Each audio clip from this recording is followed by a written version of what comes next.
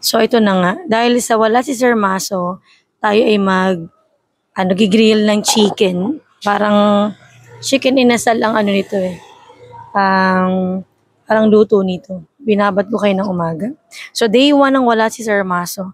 Siya ay nasa training. So, sana po ay nag-training siya talaga. Hindi, joke lang. Training talaga yun. Okay, so para may share siya after.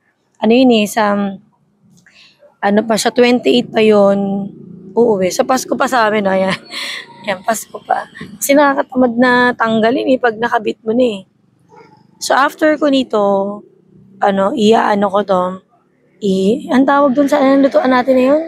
Air fryer ko. Air fryer ko pa siya. So ano ko lang, parang half cook ko lang. Tapos, para hindi siya masyadong masunog. Ayan.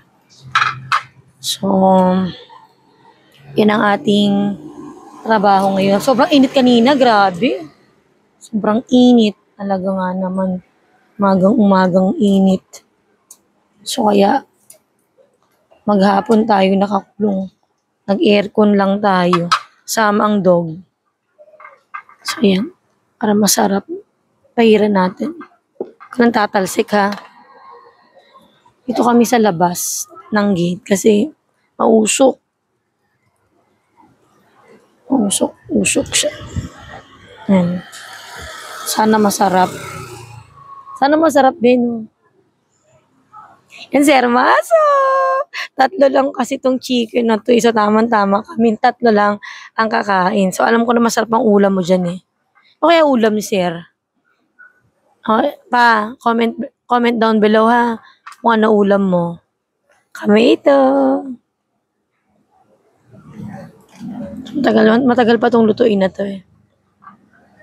So, ito yung update no, ng aming Sunday.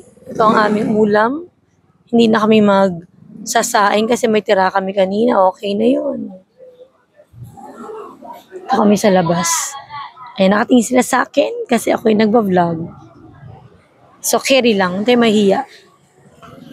So, ano naman kayo ay! Naku, nasunog na kapatid kong bata. Ano yung paypay mo, bebe? Sus Mariosep, kalabaw. So, ayan. Akin na naman ko, paypay, beng. Puksain natin ang sunog. O, yan. Puksa na natin. Maano kasi ito yung mausok eh. So, kaya, danda. Huwag masyado paypayan yung ano lang. Suwabe lang, be. Suwabe lang.